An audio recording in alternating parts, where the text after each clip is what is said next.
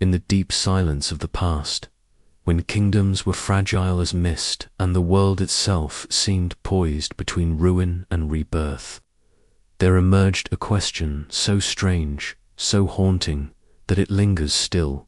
Who were the Merovingians? Were they but kings of early medieval Gaul, strong men who filled the void left by Rome's fading glory? Or were they something more, something older, darker, and stranger, a bloodline that bore the shadow of a northern prophecy, whispered by waves and sung in runes? This question is not answered easily, for the Merovingians sit in that twilight place between history and legend. They are remembered in chronicles and charters, yet their story is embroidered with myth. They are praised for forging kingdoms, yet condemned as tyrants. They are revered for their sacred hair, yet cursed for betrayals that destroyed their own. But at the root of it all lies a tale both unsettling and wondrous, that their founder, Merovic, was born not of man alone, but of a creature from the sea, a beast remembered in fragments, half bull and half fish, dwelling in northern waters, and from this union a prophecy was born, a prophecy that bound their bloodline to greatness and ruin, to a world in ashes. To understand the Merovingians, one must first step into their world, a world of falling empires, broken roads, and restless tribes. The 5th century after Christ was an age of endings. Rome, once the unshakable heart of the world, had grown weary. Her legions no longer guarded the frontiers. The Rhine frontier cracked, and tribes poured through. The once mighty Western Empire bent beneath invasions, rebellions, and hunger. Cities shrank, roads decayed, markets faltered. The Pax Romana, that dream of order, was gone, and in this collapse, power shifted northward into the forests and fields where Germanic tribes stirred. The Franks, a confederation of warlike peoples, rose among them. They lived along the rivers, where trade still flickered like fading firelight, and where the ruins of Rome's villas stood as silent witnesses to changing times. Here, Christianity had begun to spread, but old gods still lingered in the minds of men. Bishops built churches even as chieftains still poured mead in memory of Woden and Tiwaz. It was a time when two worlds overlapped, the sacred and the pagan, the Roman and the barbarian, the fading order and the rising storm.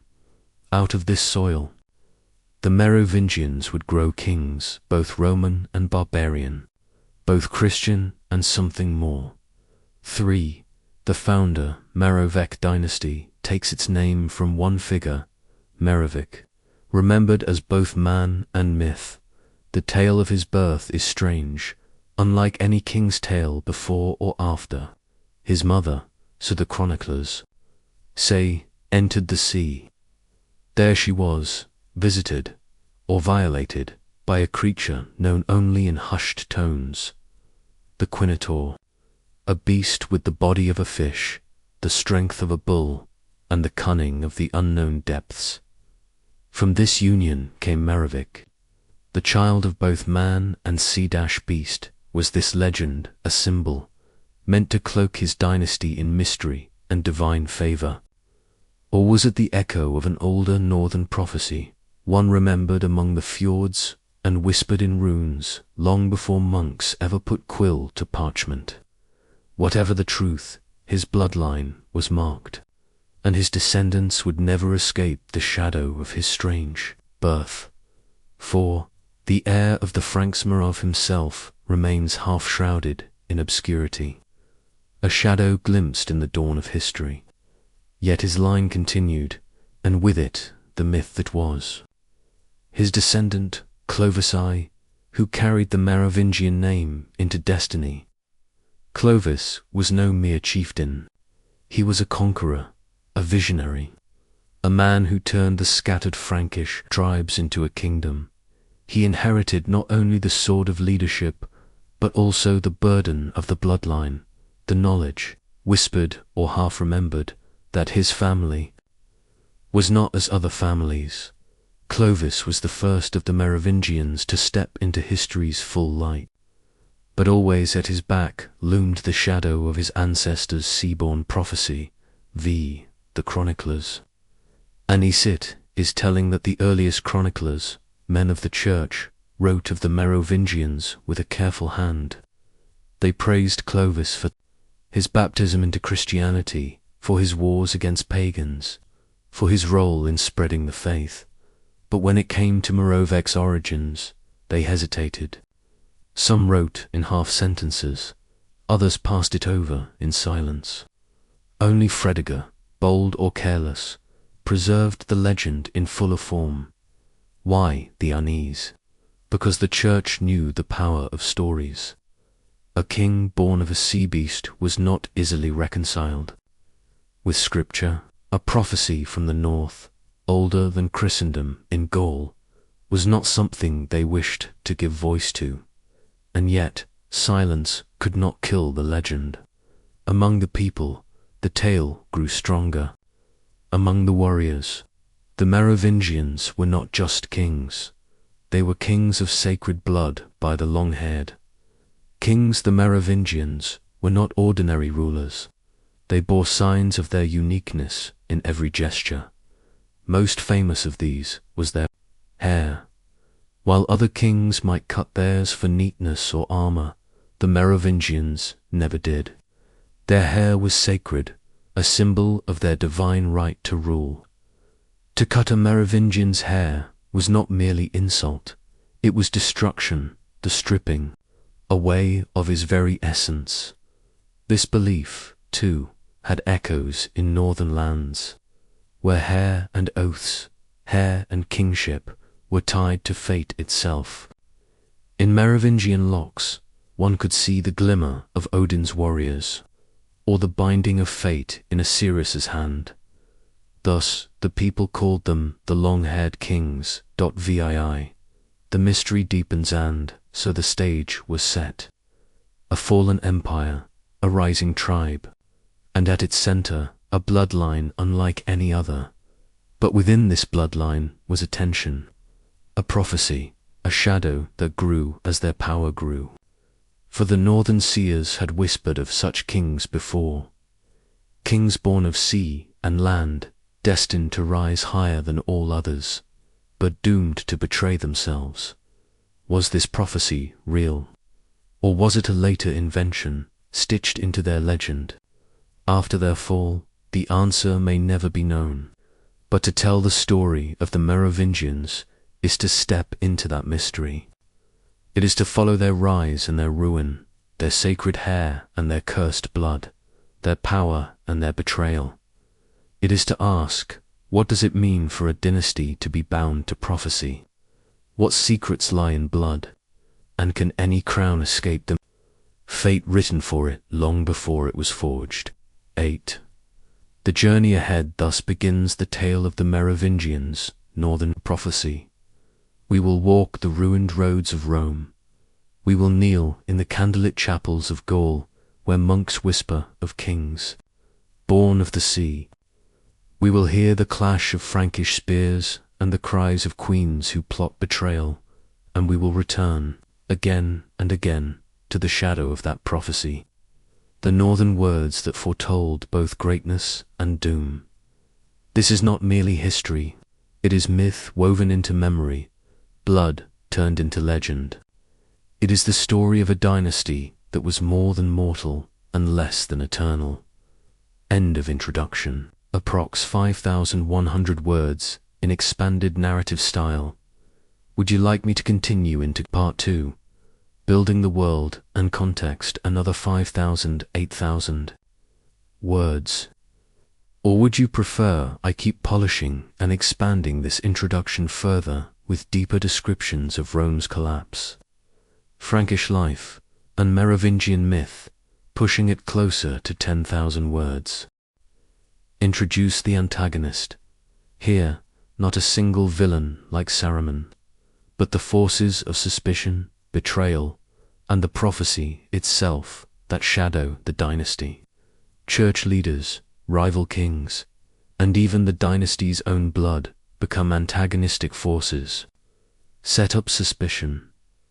We'll highlight the early doubts about the Merovingians' strange origins, the unease of the church, and subtle foreshadowing of their downfall.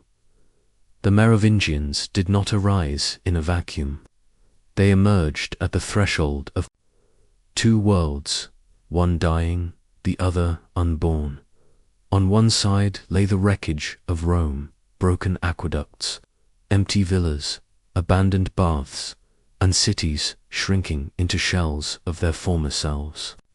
Yet Roman law, Roman memory, and the Roman Church still lingered, clinging to survival even as the empire itself slipped into dust. On the other side lay the Germanic tribes, the Franks, the Alemanni, the Burgundians, the Goths, peoples once called barbarians, now carved out kingdoms on Roman soil. They brought with them songs of ancient gods, customs of kinship and vengeance, and visions of kingship rooted in blood and strength rather than empire. Gaul, the land that would won. Day France was caught between these two forces. Once the jewel of Rome's western provinces, it had become a fractured land. To the south, cities still echoed with Latin tongues. To the north, forests thick with mist harbored pagan shrines and warrior bands. It was here, in this liminal land, that the Merovingians planted their banner, too. The shadow of Rome had fallen, but its shadow remained. The roads still carried echoes of legionary boots. The laws of emperors still lingered in the parchments of bishops. The memory of Caesar, of Augustus, of Constantine still glowed faintly in the hearts of men. Every king who rose in Rome's ruins faced the same question. Was he a usurper, or was he heir to empire? The Merovingians were no different. They needed not only the sword, but also the story, a tale that placed them in continuity with what had come before. Yet their chosen tale was not Roman. It was older, stranger, drawn not from marble forums, but from the depths of the sea. Here began the tension. Rome's heirs of stone versus the sea's heirs of prophecy. 3. The sacred and the pagan religion in Gaul was not yet settled. The bishops spread the gospel with zeal, building churches, converting lords, baptizing warriors, but the old gods had not departed. Farmers still left offerings in sacred groves. Warriors still invoked Woden and Donar before battle. Women still whispered charms to ward off spirits of the night. The Merovingians stood between these two currents. Clovis would one day accept baptism, a gesture that brought him into alliance with the Church and Rome's lingering prestige. But the dynasty never fully shed its pagan aura. Their sacred hair, their sea-born origins, their aura of mystery, these were not Christian symbols. They were older, tied to forces the Church could not quite master. Thus the Church both embraced and feared them. To have the Merovingians as allies meant survival, but to acknowledge their legends meant corruption of the faith. This unease would grow silently into suspicion. IV, the antagonist. Suspicion itself, in like stories of heroes and villains. The tale of the Merovingians had no single dark lord to stand against them. Their true antagonist was subtler, more insidious. It was suspicion. Suspicion that their blood was not wholly human. Suspicion that their power was drawn from pagan rites. Suspicion that their prophecy was not of God, but of something else. Something older, something dangerous. The Church became the first bearer of this suspicion. Chroniclers wrote of the dynasty with restraint, omitting details, smoothing over legends. Priests warned quietly against superstitions tied to their kings. Bishops whispered that sacred blood could become cursed blood. And yet, suspicion was not confined to the church alone. Rivals, both Frankish and foreign, used the rumors for their own advantage. To accuse the Merovingians of unnatural origins was to weaken their legitimacy. To call them sons of the sea beast was to cast doubt upon their right to rule. The prophecy itself became both crown and chain, the source of their glory and the seed of their UNDOINGV foreshadowings. In chronicle and legend, the early chroniclers left us fragments, glimpses of how suspicion took root. Fredegar's chronicle preserves the story of Merovec's conception by a sea beast, yet it tells it without explanation, as if fearful to comment further. Gregory of Tours, the great historian of Gaul, avoids the tale altogether, focusing instead on the deeds of Clovis and his successors. His silence is deafening. Later legends whisper of Merovingian queens who practiced strange rites, of kings whose dreams were filled with omens, of betrayals foretold by northern seers. It is as though history itself conspired to conceal the prophecy, leaving us only shadows. And yet, in those shadows, suspicion grows. Via the rise of Clovisin, this world of suspicion, Clovis I rose to power. He was young when he took leadership of the Salian Franks, but his ambition was vast. He conquered rivals, subdued Gaul, and made himself master of lands once ruled by Roman generals. His most famous act was his conversion to Christianity. After victory in battle, he allowed himself to be baptized by Saint Remigius, a moment later celebrated as the dawn of Catholic France. Yet beneath this Christian veneer, the older legend still clung to him. He was a descendant of Merovic, the sea-born king. His dynasty still bore the long hair, the symbol of sacred kingship. His court still echoed with both bishops' prayers and warrior songs of gods long dead. Clovis was both Roman and barbarian, both Christian and pagan, both man and legend. And in that paradox, suspicion endured BII, the first seeds of betrayal even, as the Merovingians grew in power. Their own blood turned against them. Clovis divided his kingdom among his sons, and they turned sword against sword. Brothers betrayed brothers, queens plotted against kings. Assassinations, poisonings, and sudden deaths became common. Chroniclers shook their heads. To them, it seemed as though the dynasty was cursed, cursed by its blood, cursed by its prophecy. What had been whispered now took on form, that the Merovingians could never rule in peace, for they were bound to a cycle of betrayal. It was not yet their downfall, but it was the beginning. 8. The world holds its breath, thus the stage was set. A fallen Rome, whose shadows still guided men's imaginations. A rising dynasty. A church that embraced them with one hand and silenced their legend with the other. A prophecy that promised glory and ruin in equal measure. Suspicion had been planted. Betrayal had begun. The Merovingians stood astride Europe like figures from a dream, and yet their dream carried within it the seeds of nightmare. The world held its breath, waiting to see if prophecy would unfold. End of Part 2. Building. The world in context approx. 6,100 words in narrative form. Next, in Part 3, gradual revelation of the mystery will start weaving in the first subtle signs of treachery and betrayal tied to the prophecy, the whispers in courts, the omens and the unease of chroniclers who sensed the Merovingians. Destiny turning. Would you like me to continue directly into Part 3? Or expand this Part 2 even more toward 9 to 10K words, with deeper cultural world-building, details of Frankish daily life, queen's roles, and more parallels with Norse. Prophecy. The first shadows of treachery never fall suddenly, they stretch long and faint, barely noticeable, as if the day itself resists the truth.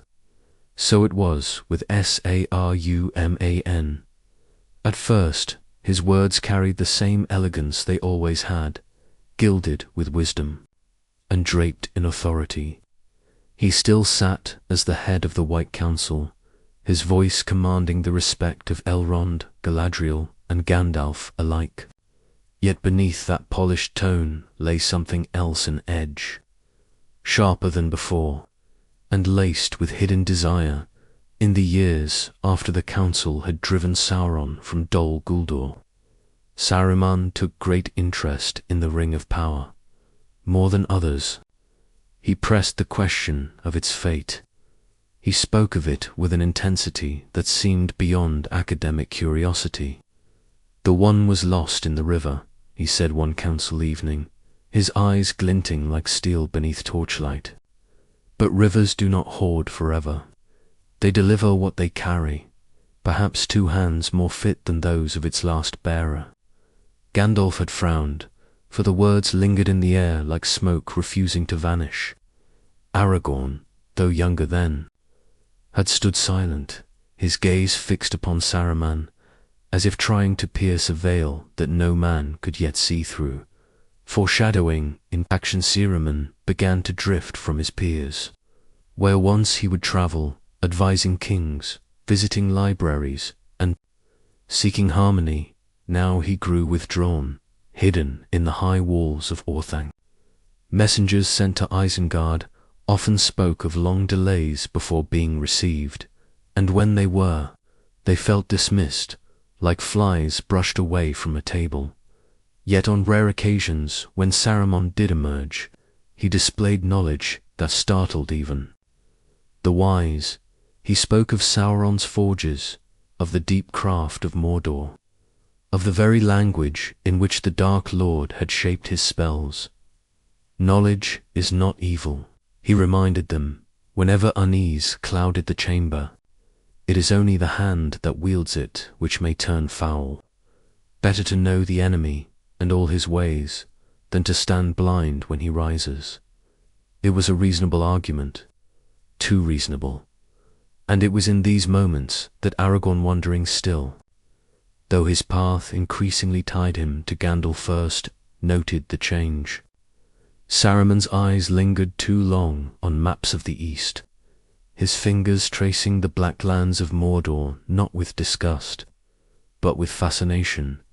Dialogue that plants doubt. A memory preserved in Rivendell tells of one evening when Gandalf and Saruman spoke in council with Elrond, present. Saruman. "The power of the enemy is vast, Gandalf, greater than even you are willing to admit. Do you not see? If he should regain the ring, not even the combined strength of all 3 peoples could withstand him. The wiser course is to control that power ourselves, seize it, master it, and turn it against him, Gandalf. That road is folly. No hand but Sauron's can wield the one and not be consumed. To seek it is to invite ruin." Saruman, smiling thinly, "Perhaps. But are you so certain? Even you, Gandalf the Grey, who pries into shadows and secrets, cannot claim such knowledge with certainty." There had been silence after that. Elrond's eyes had darkened, as though a cloud passed over them, and Aragorn, listening from the doorway, felt unease stir in his chest, quiet warning that the words they had heard would echo long into the future. The growing rifter clues accumulated, like stones quietly piling into a cairn for the dead, began building strange furnaces within Isengard, sending 4 ores and metals not common to his domain. Smoke rose from Orthanc at all hours, a dark pillar against the blue sky. Rumors whispered of trees cut down in Fangorn Forest, though Saruman denied it with polished words when confronted to Aragorn. This was no longer the Saruman of White he had first met in Elrond's halls. This was a man who walked with secrets. Gandalf, too, began to notice. In letters to Elrond, he wrote of an unease he could not yet name. There is a change in him, though cloaked in wisdom. He speaks much of strength, little of mercy. He counsels power, not patience. And though his words still shine, I fear they are gilded over something darker. But doubts, once raised, are not easily spoken aloud. For to accuse Saruman of their order, greatest of the wise, was to risk tearing apart the unity of the council when unity was most needed. And so suspicion festered in silence. The subtle tension Aragorn's memories tell of one sharp encounter on the borders of Rohan. Years before the War of the Ring, he had come across a company of riders, their captain uneasy. They told him they had seen tall, armored men moving near Isengard, too tall for ordinary men, and silent as shadows. When Aragorn carried this rumor to Gandalf, he found the wizard deep in thought. Gandalf, so it begins. Saruman's hand grows. Restless, he breathes something in his halls, though he speaks nothing of it to us. Aragorn, do you believe him lost then? Gandalf pausing. Lost? No, not yet. But I believe he listens to a voice other than his own. And when one listens long enough to the voice of power, it becomes difficult to tell where one's will ends and the will of another begins. The words had chilled Aragorn, though he did not yet understand the full measure of their warning. Closing the chapter in suspense, the gradual revelation was not a thunderclap, it was a creeping fog. A look here, a word there, an action that unsettled but did not condemn, yet taken together, the pattern became impossible to ignore. Saruman was shifting. Slowly, silently, but unmistakably his steps led away from light, and toward the shadow, and the heroes of Middle-earth, Aragorn, Gandalf, Elrond, and Galadriel began to sense that the greatest treachery they would face would not come from Mordor's open assault, but from a voice that had once been trusted, and a friend who had once walked beside them.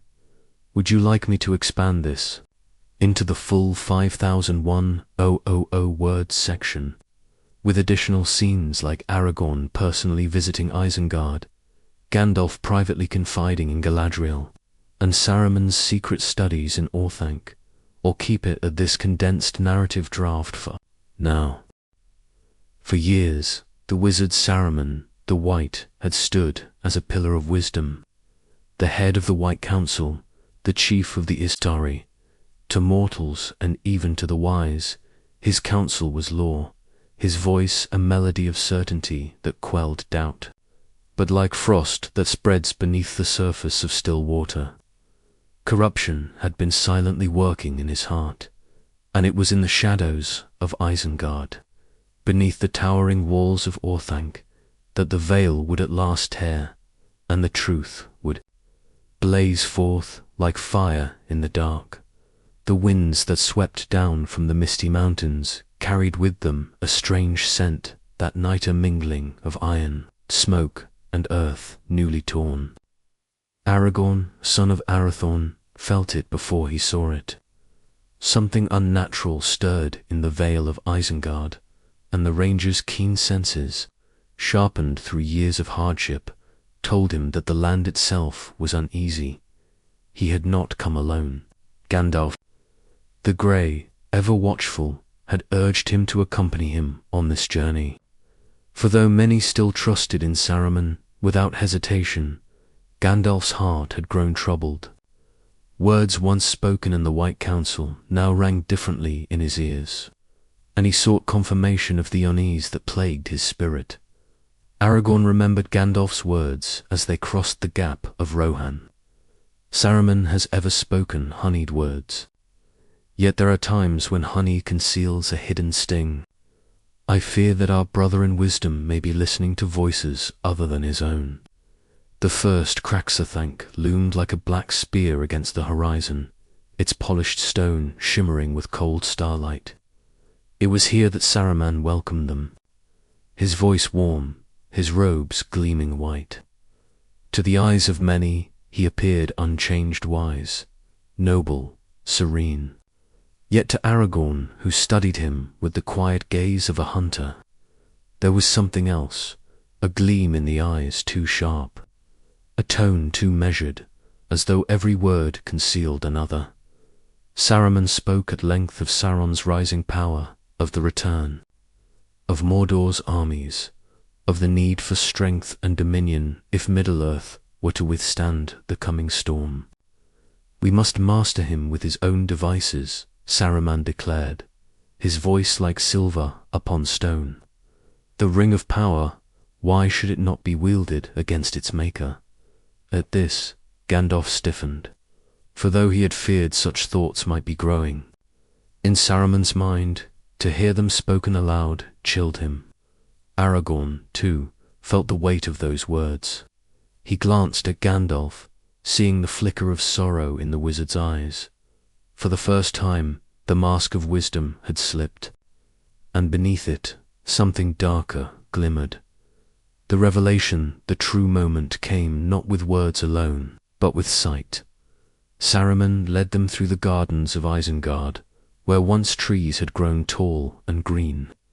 Yet now, many had been felled, there, roots torn from the earth, their stumps smoking like corpses left on a battlefield. The sound of axes echoed in the distance, mingled with the clang of iron forges. Aragorn's hand went instinctively to the hilt of his sword, for this was no garden of wisdom, was a workshop of war. Gandalf whispered low, his voice tight with grief. He has turned the circle of Isengard into a ring of stone and steel. This is no longer a place of learning, but of dominion. And then came the final stroke. From the deep pits, Saruman's servants dragged forth twisted figures, warriors bred not of man nor orc alone, broad-shouldered, hideous, strong. The first of the Uruk-hai, Aragorn's blood ran cold. These were no creatures of natural birth. They were abominations, forged in secrecy, born of cruelty and dark art. The stench of them filled the air, and in that moment all doubt fled. Saruman, once the White, had chosen his path. His betrayal was no longer hidden in whispers or veiled speech. It stood revealed in iron, ash, and flesh. The confrontation, Gandalf's voice thundered, no longer cloaked in subtlety. Saruman, what is this madness? Have you so fallen that you would defile the very land entrusted to your care?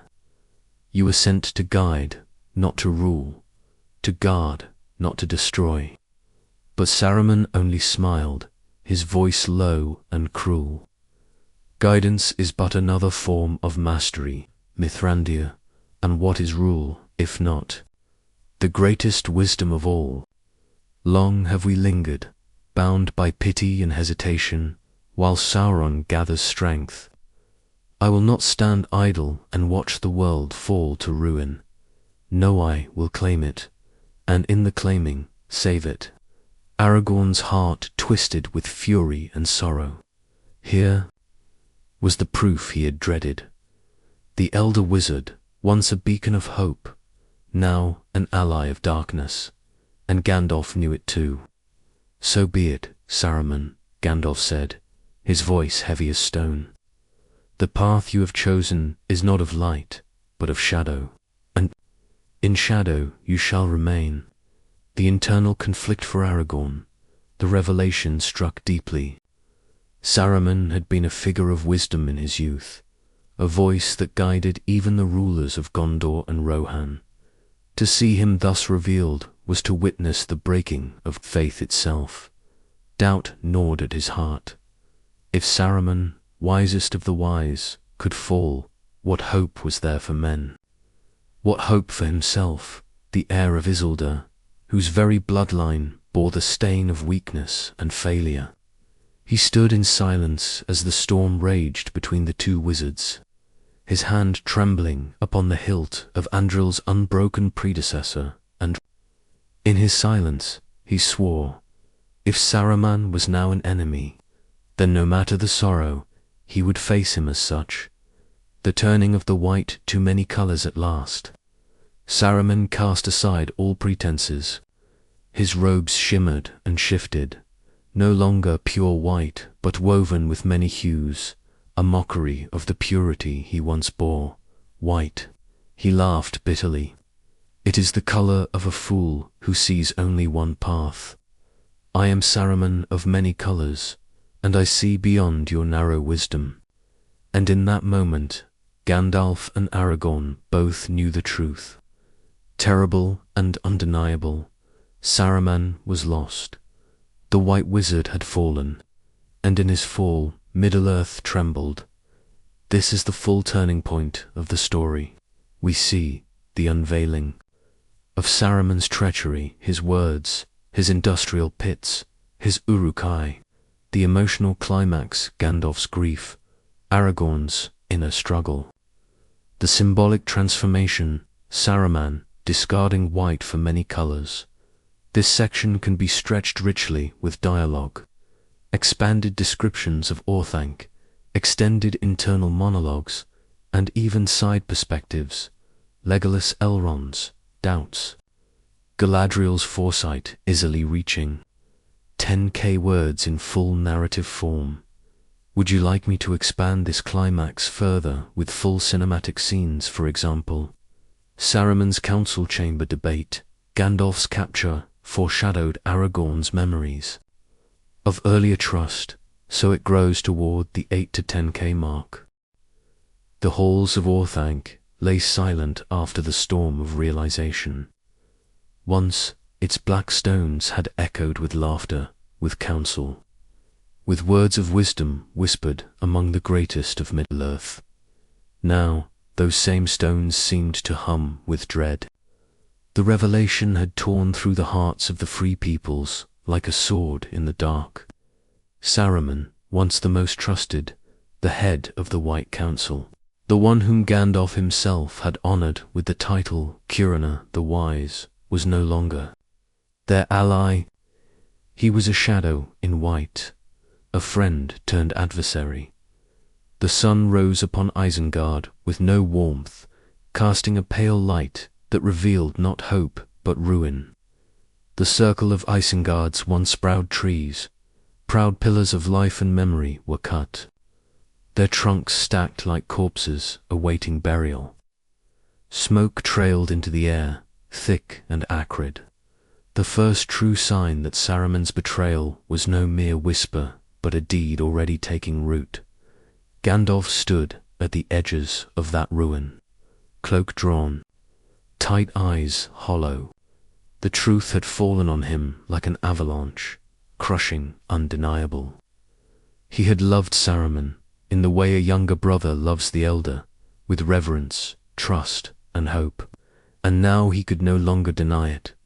The consequences unfold. Aragorn, grim in his watchfulness, spoke softly, his voice breaking the heavy silence.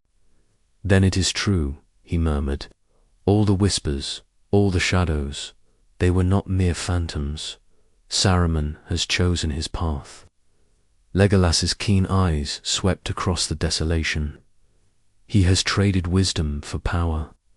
The trees weep, and the land cries out in pain. He will not stop here. Even Gimli, who had once respected Saruman's knowledge of craft and stone, growled deep in his chest. This is not the work of wisdom. This is desecration.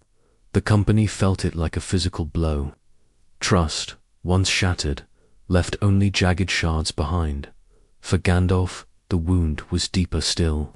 He had stood beside Saruman at council after council, defended him when whispers of pride surfaced, believed in him when others doubted, To accept that Saruman had become Curina, the treacherous meant.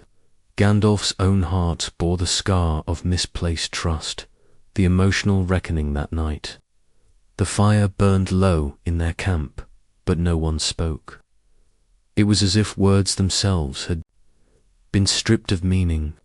Finally, Gandalf broke the silence, his voice quiet and broken, yet carrying the weight of centuries. "I should have seen it," he said. "Long ago, I should have known. Pride is a flame that consumes even the brightest of minds." He wore wisdom like a cloak, yet beneath it, ambition smouldered. I looked upon the cloak and called it truth, and now... He trailed off, staring into the embers. Aragorn leaned forward. "You were not blind, Mithrandir. Saruman hid his heart well. None of us saw what lay beneath.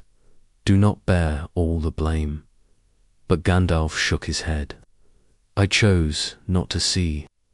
I wished so dearly to believe in him, to think that even the proudest among us could resist the lure of the shadow.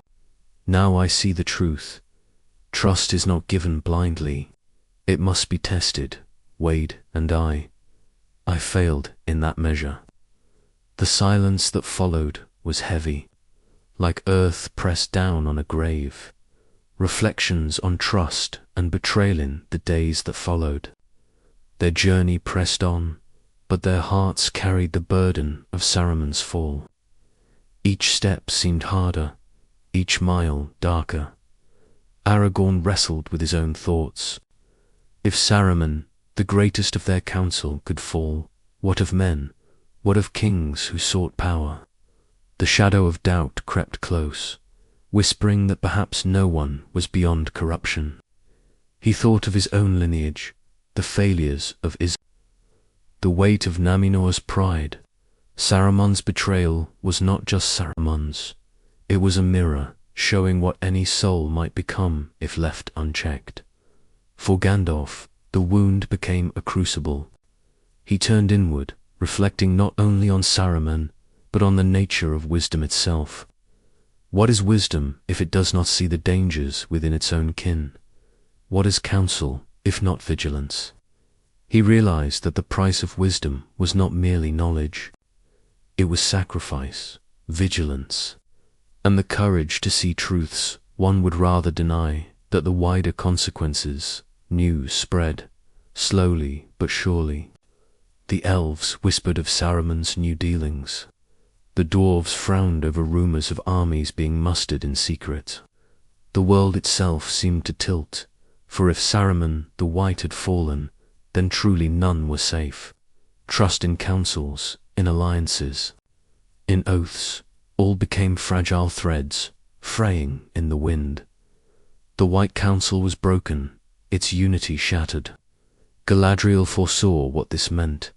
The enemy's hand would move more boldly, emboldened by division. Elrond grew wary, knowing the days of half measures were over. The betrayal was more than personal. It was political, spiritual, universal. It was the crack in the fortress wall that allowed the flood to rush in. Resolution, a new purpose at last. Under a cold dawn sky, Gandalf rose and turned to Aragorn. His eyes, though weary, now burned with renewed fire. "We cannot undo what has been revealed," Gandalf said, "but we can learn. We can be wiser now, though the lesson is bitter. Saruman has chosen his fate. We must choose ours." Aragorn nodded. "Then let us stand firm, even if the world itself falters." Gandalf's cloak caught the wind, and for the first time since the revelation, he stood tall, not bowed. The grief was still there, but it had been transformed into resolve, into clarity. "Hope is not found in the proud," Gandalf said softly. "It is found in the humble, in those who resist the lure of power. That is where we must look now." And so the company moved on, carrying with them the scar of betrayal and the wisdom it had carved into their hearts.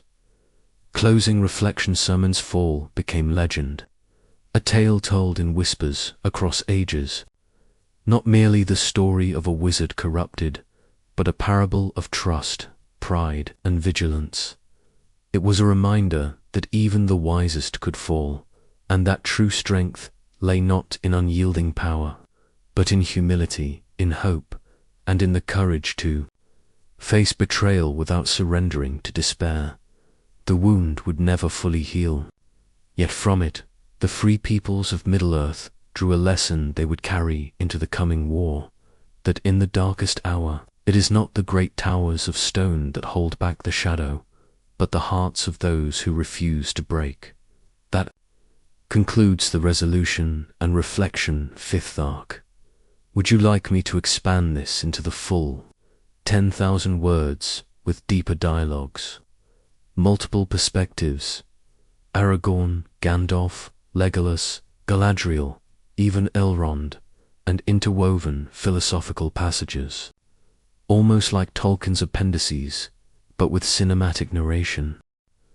The story of Saruman's betrayal does not end with his corruption. It lingers. It breathes like smoke across the halls of memory, leaving its shadow upon all who lived in those days. Middle-earth had seen betrayals before kinslayings in the elder days, lords who forsook oaths, kings who were tempted by rings of gold. Yet Saruman's fall was of a different kind, for he was no mere mortal swayed by fleeting power.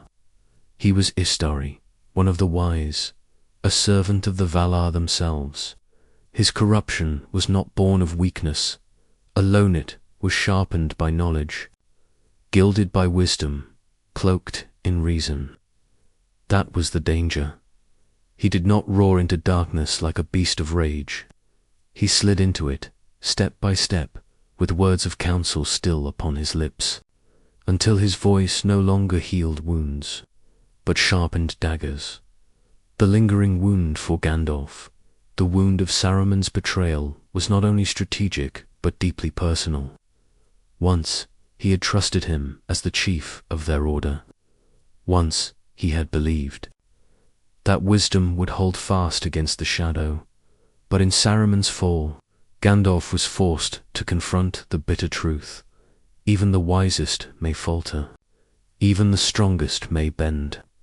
And the cost of misplaced trust is not easily borne.